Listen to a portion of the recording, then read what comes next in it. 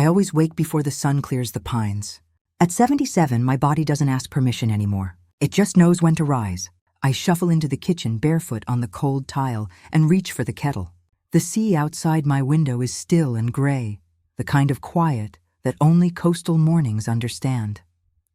This house, built by Elias and me 4 decades ago, creaks in all the same places. I like the creaks. They remind me I'm not alone. The eggs boil just as the light begins to shift.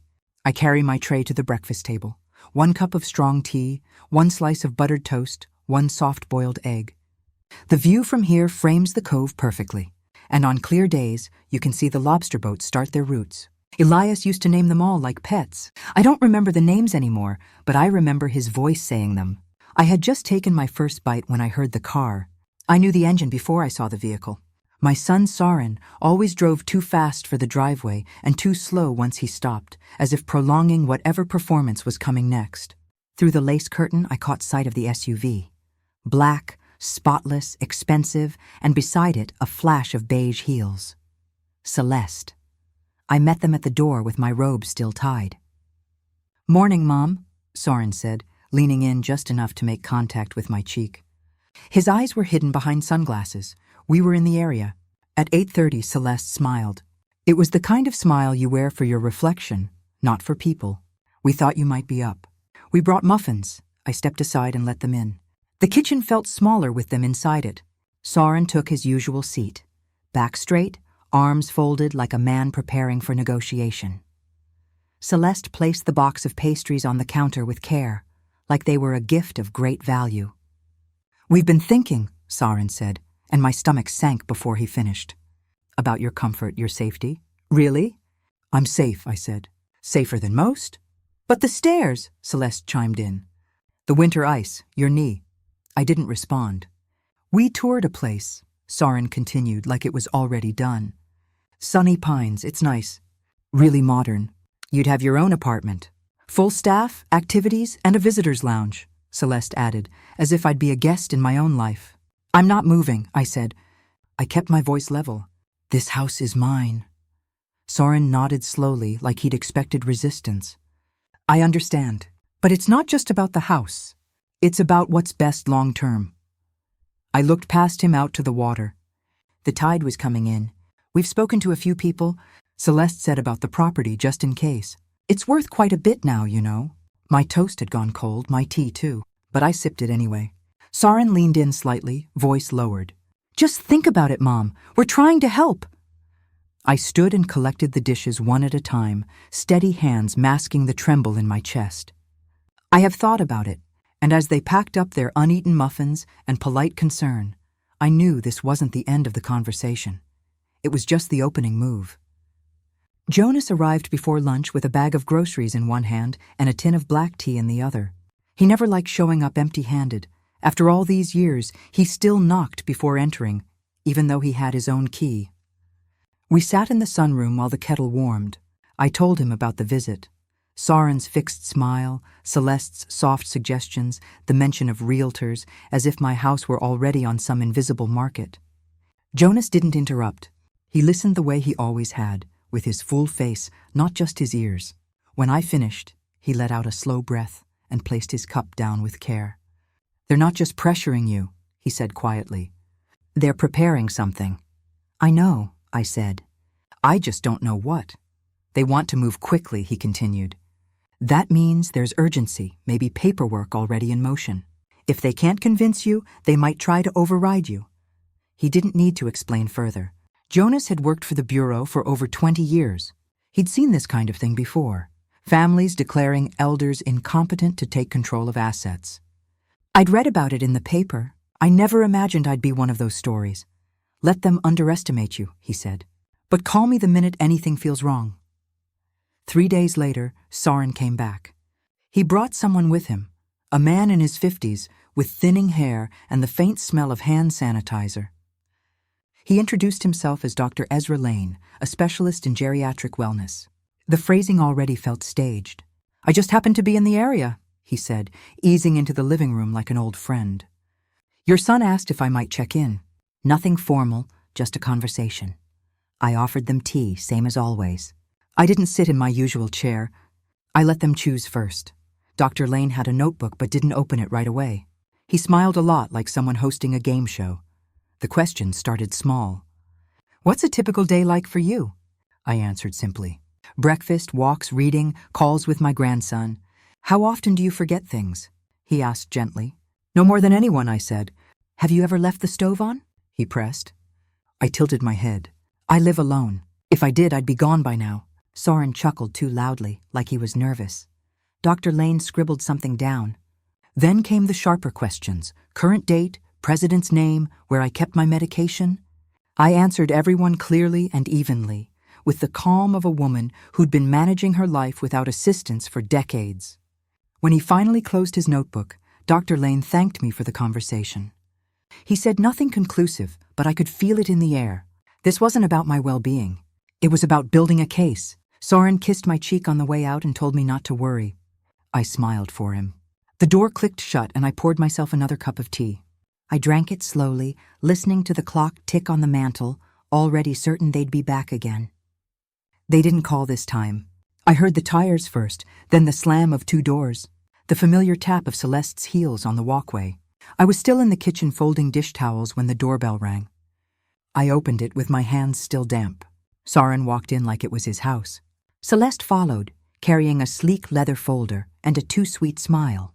"Hope it's a good time," she said, already knowing it wasn't. They didn't ask to sit. They took their places on the living room sofa, like it had been rehearsed. "I wanted to make this easier for you," Soren began, "so we've brought everything." He opened the folder and spread the contents on the coffee table, a thick set of papers with colored tabs. Some pages had letterhead. Others bore stamped signatures. All of it looked official. "Cold final power of attorney," he said, pointing, "and temporary guardianship just for safety. This one is the deed transfer, but we won't process it unless we have to. Everything's above board." I stared at the papers. Guardianship. I didn't agree to anything. "You don't have to," he said, his voice firm. "Now, Dr. Lane already signed off.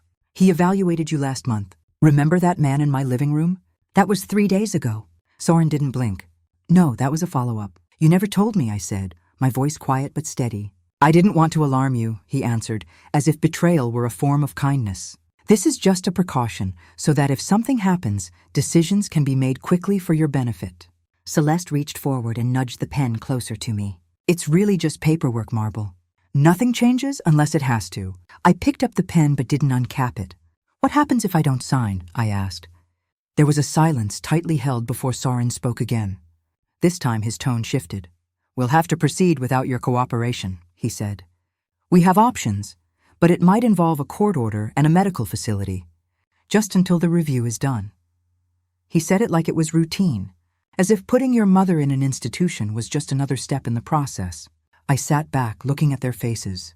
I searched for hesitation, doubt, anything human. There was nothing left but a shared goal. My resistance had become their inconvenience, so I nodded. I signed each page one after the other. My hand didn't tremble. My face didn't change. I initialed the corners, wrote my name in ink beneath the words, "incapable of self-management," and smiled when I handed the pen back. They thanked me. That night, after the porch light was off and the silence settled thick in the house, I called Jonas. My voice broke halfway through the sentence. "I need help," I said. "They're selling my life." Jonas didn't ask for permission. He listened, nodded once, and said, "I'll take care of it." That was all. By sunrise the next morning, he had already made 3 calls. One to a friend at the medical board, one to a woman he used to work with at the federal agency, and one to a lawyer in Portland who owed him a favor. He didn't tell me the details. He didn't need to. But I watched him move with purpose, flipping through documents with the calm of a man who hadn't forgotten how to draw a line and defend it. By lunch, he knew what I'd only suspected. Dr. Ezra Lane was already under quiet investigation. 2 complaints had been filed in the last year, both from elderly clients whose guardianship had suddenly changed hands under curious circumstances. Nothing had gone public yet, but the right nudge, Jonas said, would make everything move faster. He poured coffee into the thermos he brought and slid the papers I'd signed into a manila envelope. "You just sit tight," he said, tapping the table. "We're not going to let this stand." 2 days passed with no word from Soren, but I knew that was only temporary. People like him don't pause unless they're waiting for paperwork to clear. Sure enough, on the third day, a white van pulled into the driveway around noon. Celeste stepped out first, phone in one hand, swatches of fabric in the other. Soren followed with a clipboard, walking the perimeter of the house like he was preparing it for staging. They didn't knock. They had keys now. I stayed on the porch. I didn't speak. I didn't interfere. I just sat in my chair with my tea, letting the wind lift the edge of the newspaper I wasn't reading. From where I sat, I heard their laughter. Something about the curtains, how they looked funeral home dated. Celeste wanted a lighter palette, maybe a cool gray. Soren thought the kitchen would need a full gut job, but it would raise the listing price if they went with quartz. I heard them mention a realtor by name. I heard them say, "Flip," like it was already theirs. They never once looked at me. Inside, I knew they were measuring rooms and making mental lists. I imagined them touching the mantel Elias built with his hands. I imagined them running their fingers along the wood trim I'd polished every spring. I imagined them deciding which parts of me were salvageable and which would go, but I sat still. The longer they ignored me, the more they revealed. Every plan, every calculation spoken aloud like I was already out of the way. Jonas texted later that night. The board had opened a formal complaint. A federal inquiry had begun. A quiet sting was being arranged. The timing was tight, but the law, Jonas said, was still on our side. And by Saturday, I knew exactly who would be at my door. They arrived just after 8.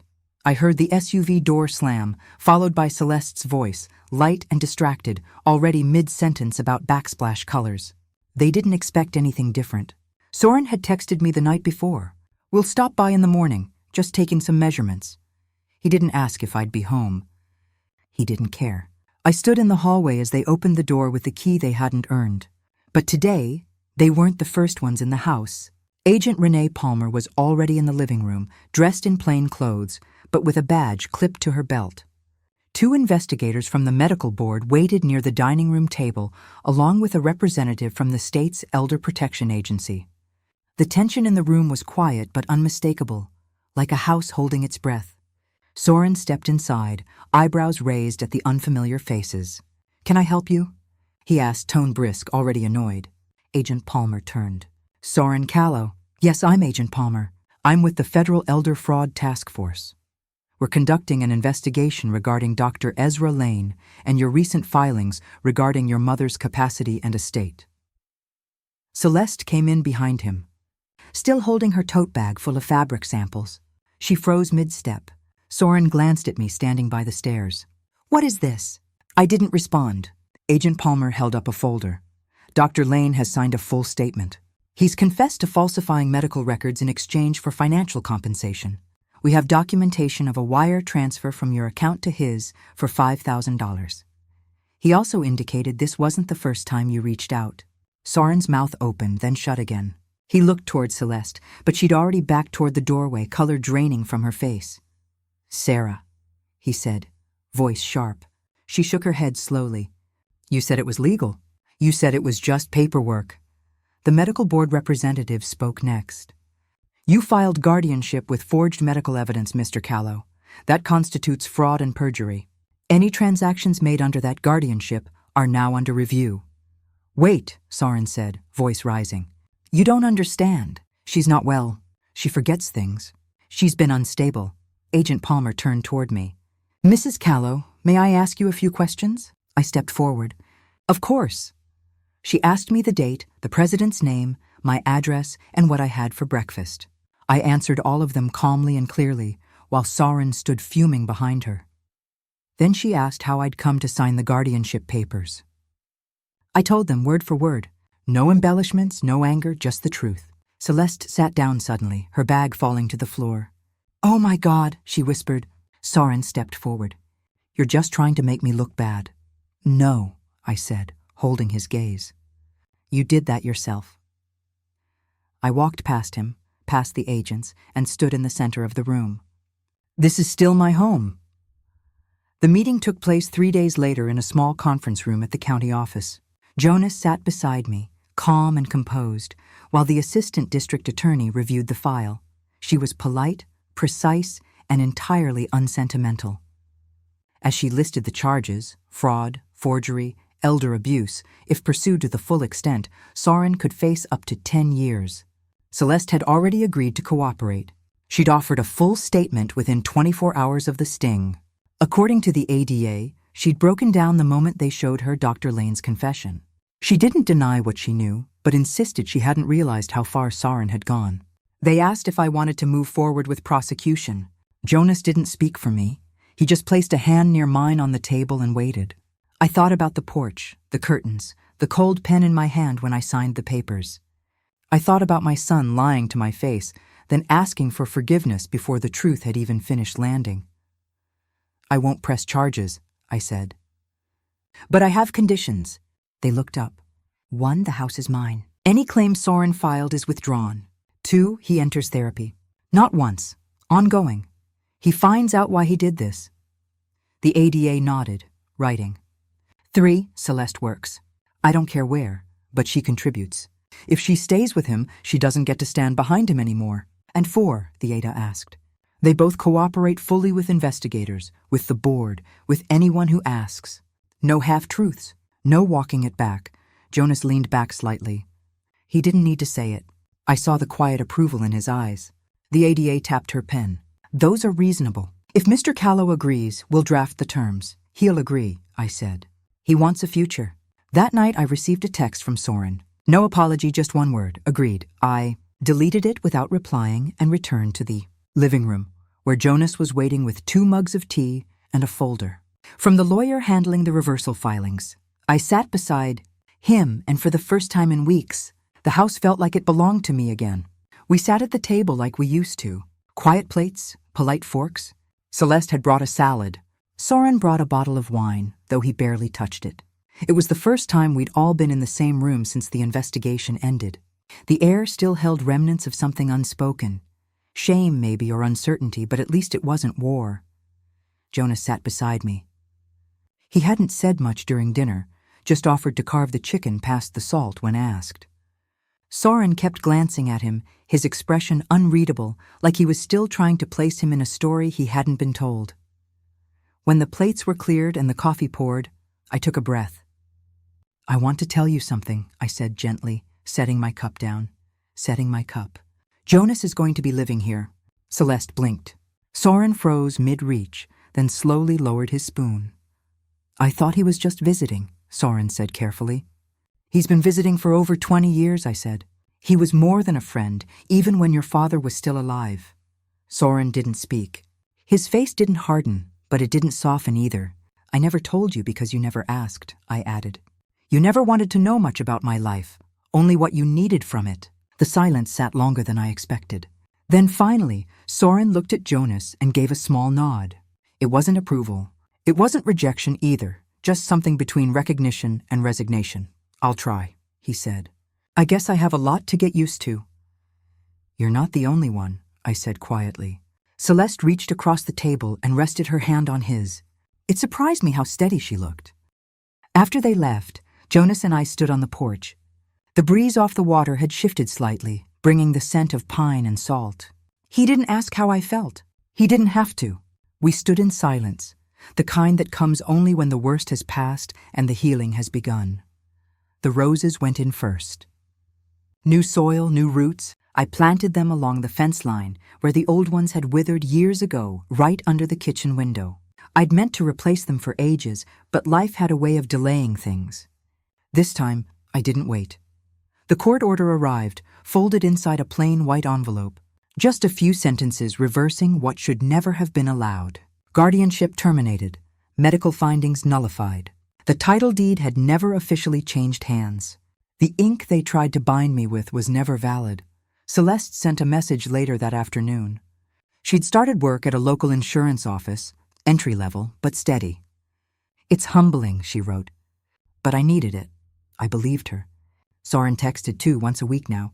Updates from therapy. Short, awkward sentences that didn't try to make up for what happened, but at least acknowledged it. It was something. Small growth takes time. Jonas brought out the porch chairs just before sunset. We sat in the quiet, watching the sky slip into indigo. The house was still, not empty, not waiting, just settled. No one was coming to take anything anymore, No voices telling me where I belonged or who I should become. I didn't need saving. I never did. I just needed space to breathe and someone who saw me without trying to manage me. Jonas reached for my hand, and I let him take it. The porch light clicked on, and neither of us moved to turn it off.